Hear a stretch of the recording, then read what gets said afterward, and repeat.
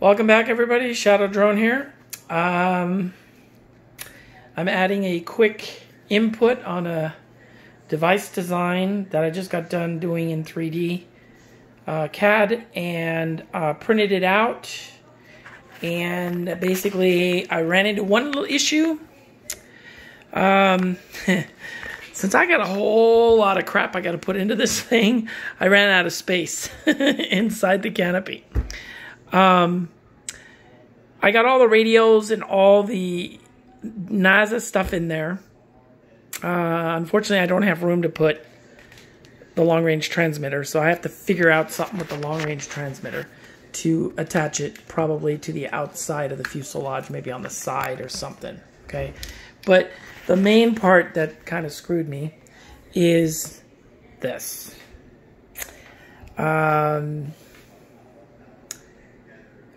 If we can't get this in a decent place, it's going to be pretty much worthless. So, the plan to install this underneath onto the canopy doesn't work because the housing is just too thick. I was thinking of taking it out of the housing and mounting it, but then I don't know if that's such a good idea. So the only other option here is to mount it on the top, which would be right here. Now, the problem here is you've got the ugly wire, and the other issue there is, unfortunately DJI, I don't know what they were thinking when they designed this. They should have designed it so you can plug the wire in at the bottom. So you just drill a hole in and put it down. So, but go figure, it doesn't matter. I have to deal with what I've got.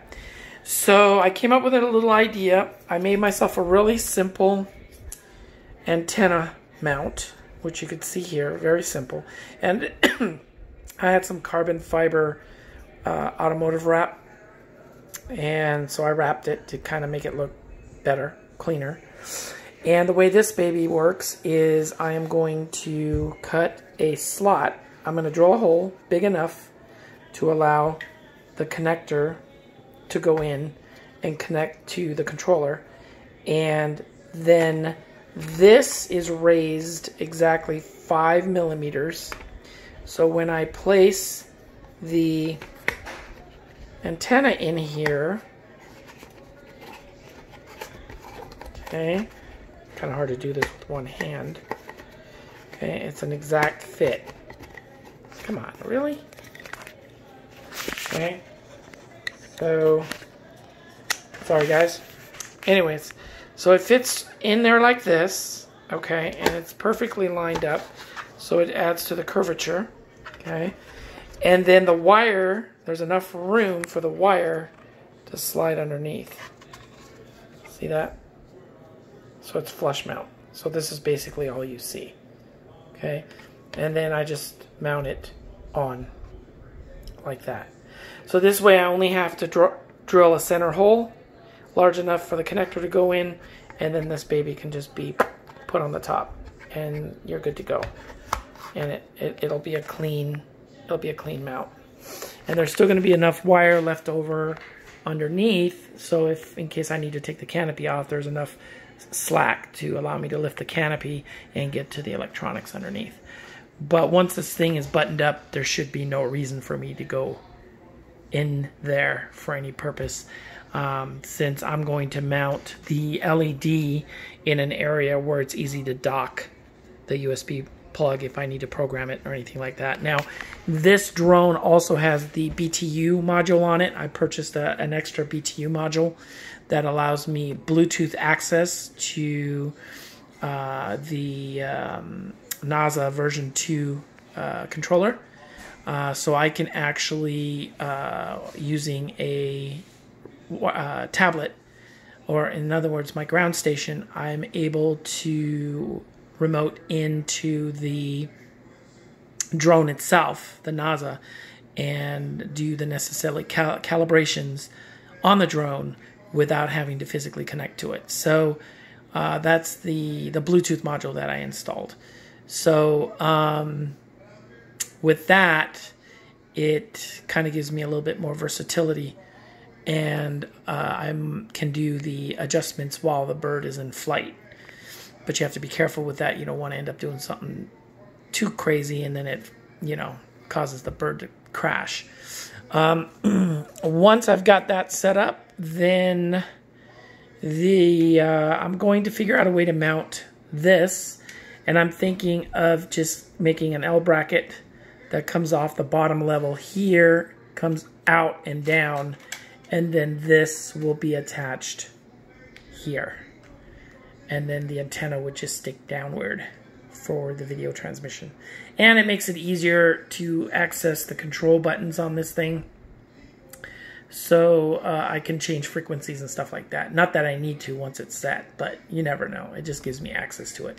And it also allows ventilation from the props in this area, because you get the jet wash, the prop wash, and it acts as cooling for these video transmitters, because we all know they get pretty hot.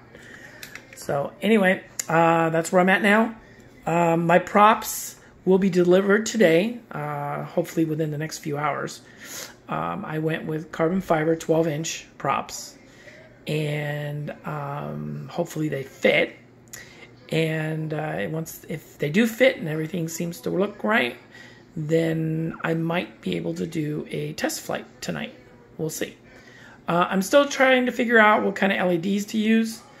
I've been shopping around to see what's available. I do have an LED. I have a bunch of loose LEDs that I purchased for other projects. Some of them blink, some of them don't. I may make my own lighting system on here. Not sure yet. Once I figure that out, I will probably show you the outcome. But in the meantime, that's where I'm at. I'm going to be mounting the GPS today and the video transmitter.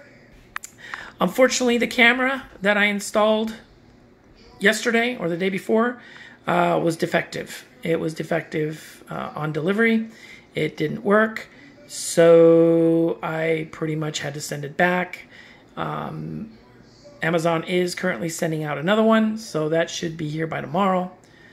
And hopefully that one will work, and we'll see what happens. I do know that this works because the NASA IOSD was transmitting the GPS information to the screen, but no video. So there was a problem with the camera. Oh well, it happens. Anyway, let me know what you think. If you guys have any suggestions whatsoever regarding the mounting of the GPS other than this, hit me up right away before I drill this thing, because I'm probably going to end up drilling it within the next 30 minutes. Otherwise, I'll bring the system up later on the new updates and go from there. All right, guys, wish me luck. Take care. Be careful out there. Keep your heads down and fly safe. Adios.